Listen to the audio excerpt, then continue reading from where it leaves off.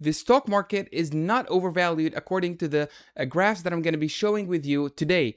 Welcome to the Geeky Investor, where stocks talk and we translate. Today, I'm going to be discussing these specific nice graphs, and I've really put a lot of effort on compiling these ones, so please make sure you smash this like button because it really helps grow the channel. So, to begin with, I'm going to be zooming right here. So this is a very important graph that I'm going to be discussing, and as you can see, this is the top 10 S&P 500 companies by market capitalization, and that is in 2025, 2015, 2005, 1995, and then 85. And as you can see, so the largest company in 2025 as of the time of writing this graph and making it, so Apple was the largest company. Of course, now we know it's between Apple and Nvidia, but the idea persists. So as you can see, Apple, Nvidia, Microsoft, Amazon, Alphabet, Google, Meta, Tesla, Broadcom, Berkshire Hathaway, and JP Morgan. But if you look in 2015, out of these companies, you only find two of these companies, or actually just two growth companies and two value companies. So you can see Apple, you can see Microsoft, you can see Berkshire Hathaway, and you can see JP Morgan. So just two value companies and two growth companies. And if you really go back to 2005, you can see from these top 10 S&P 500 companies, it is only Microsoft that has been really from that top 10 companies for the last 20 years. So that is telling you that, you know, over time, the stocks and the top 5 and the top 10 companies from the S&P 500 are really changing over time. So what I'm trying to say is, for 2035 and 2045, you're going to be seeing a lot of companies from these top 10 companies are going to be changing, and I bet that only a couple of those will remain for 2035 and 2045, and we're going to see a lot of new names. So that is the idea, is that the market is constantly changing, and that is what I'm saying here. So markets are constantly evolving and rarely remain stable over long periods. And so the competitive advantage fades quickly as innovation, regulation, and consumer behavior change. And that is why me, as an active long-term investor, I always urge you to at least kind of, recheck on your stocks and the companies that you're investing in every quarter, at least every 3 months, right? So from 2005, only 2 tech companies and 2 non-tech companies managed to remain in the market as market leaders. Excuse me, I said growth and value companies, but it's more tech and non-tech.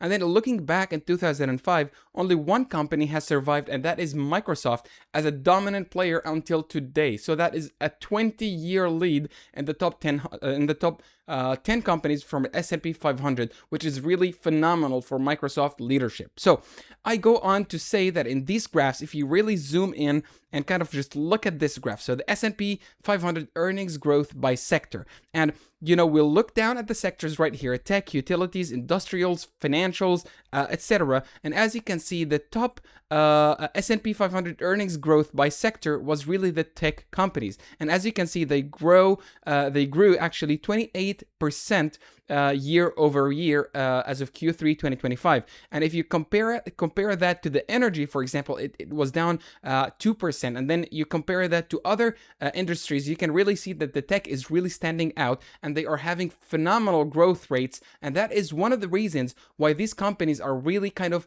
pushing the limits when it comes to their share prices. And that is why one of the reasons actually that I'm going to be sharing with you that the S&P 500 is kind of looking, quote, overvalued because of this PE. However, if you look at the growth of these tech companies, it is really great. So when you have more growth, you expect higher multiples, higher PEs, higher price to sales ratios.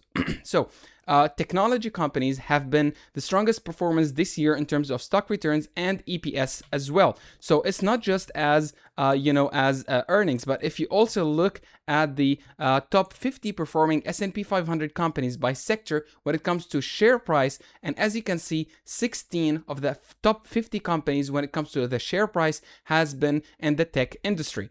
Industrials, nine companies, consumer discretionary is 5 companies, and then you go all the way down to energy with 0 companies from the top 50 performing S&P 500 companies by sector when it comes to share price. So innovation, scalability, scalability, and digital-first business models continue to drive superior performance. And really, that's why repeated success among leading tech firms, like as we just said with Apple for the last 10 years and with Microsoft for the last 20 years, has accelerated disruption across multiple industries. So that really just leads to investor capital is increasingly concentrated in these companies with AI, cloud, and data-driven advantage. And as we have seen in the 2001, with this dot-com, they really call it dot-com bubble. So what really happened is that the internet kind of changed everything. Now AI and cloud and data are also driving all of the kind of change that we're facing in today's environment. So we also move on to these additional graphs, which are really nice if we zoom in on the right lower quadrant right here. So this is the PE of the top 10 and remaining companies in the S&P 500. So in the green line, you can see the top 10 companies, and then in the blue in the blue line, this is the 490 remaining companies, and this is their PE, their average, and their current PE. So I'll just zoom out just a tiny bit. So that is all the way back to 1996, all the way to 2025. And really, guys, this really took a lot of time to kind of dig into and find these graphs. So please make sure if you like these type of videos and you're finding them educational, smash this like button. So basically, if you look at the top 10 companies, so their PE on average is 20, and they are now at 28. While the remaining 490 companies, their average PE is almost 16, while they are sitting at 19 PE. So basically what I'm trying to say is if you just look at the PE, these top 10 companies, including Tesla, Microsoft, Apple, and Nvidia, basically what it's saying is that they are 36% above their average, historical average, when it comes all the way into 1996. However, it is only 20% above their average PE when it really comes to the remaining 490 companies. So one would say, well, these top 10 companies are really way more overvalued, almost double more overvalued as compared to the remaining 490 companies. But well, if you look at this, so this is the weight of the top 10 companies in the S&P 500, and if you look at this, so this is the top 10 market cap. By market cap, they represent 40% of the S&P 500, these top 10 companies, but they represent only 30% or 32.5% to be more specific within the S&P 500. So the current tech shift has reshaped how disruption occurs, now favoring larger companies, and the company size has become a major advantage, allowing dominant firms to scale faster and suppress competition. And that is why, guys, the top 10 companies account for most of the gains in the overall stock market returns, as we just saw right here. Although these companies generate only 32% of the S&P 500 earnings, they represent 40% of the total market cap. So one would really think that they are kind of on the overvalued side. But as we just said here, if you look at the growth that they are having, it is way more than their peers.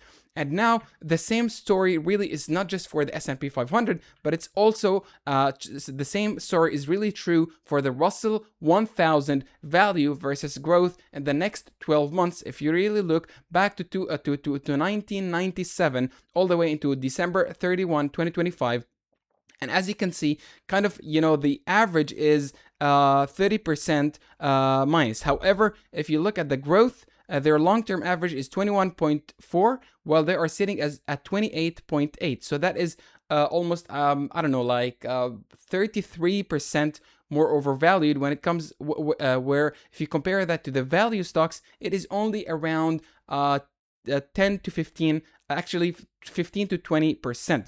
So really it is kind of telling you that the growth stocks are really kind of becoming more overvalued. However, if we go back to the thing that we just saw at the beginning, again, it's the profit margins that are improving. So this market concentration trend is not limited to the S&P 500. Other indices such as the Russell 1000 show similar pattern, and market leadership across indices is becoming narrower and more tech focused. So well, I don't know what really happened. So if you really kind of go to this, so stronger financials from structural change. So if you really zoom in on this one, it is really a phenomenal trend that we see right here. So this is from all the way 2002 all the way into 2025, Q3 2025 to be more specific. And these are the quarterly earnings over sales.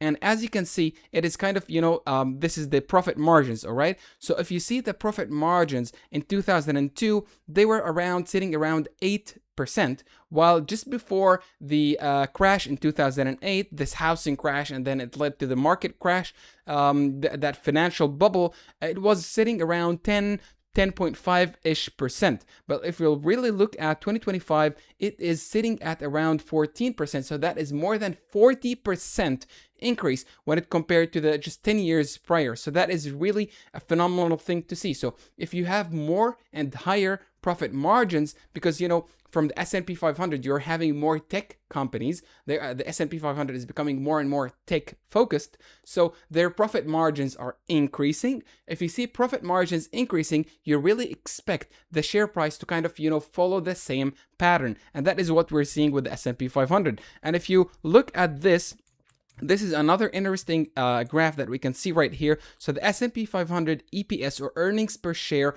growth. I'm just going to be zooming on the share count. If you look at the share count, which is in light blue. So if you look back to 2001, all the way into 2025, and then expected the next 2 years, we really don't know the share count. But if you look at 2025, for example, the share count has been decreasing. And from 2001 all the way into 2024, the average share count has been increasing by 0.2%, meaning that the companies are on average kind of giving more shares to the stock market, and hence kind of diluting investors. However, what happened in 2025, it is minus 0.9%. So that is really on contrary to the average in the last 24 years. So that means that there is less shares to be bought in the stock market. If you have less shares, this means just intuitively that the share, since the share count is lower, the share price will be higher because the earnings per share is lower, so the earnings per share will go high. If you have higher earnings per share, you have higher market capitalizations, and that is what was really happening in 2025. So despite concerns, this market shift has delivered clear financial benefits. For example, in the profit margins, corporate profit margins has increased by nearly 40%, as we just talked, in the last 10 years, and then the earnings per share has really also improved due to buybacks. So these stronger fundamentals help justify current higher valuations among market leaders, including the companies that we just mentioned at the beginning here: Apple, Nvidia, Microsoft, Amazon, Alphabet, Meta, Tesla, and these other companies. So really tell me what you guys think in the comments down below. If you really think one of these, or at least a few of these companies, if you really guess two of these top 10 companies in the comments down below, who are going to be from the top 10 companies in 2035, that would be really awesome to see, and I would see you in our next video.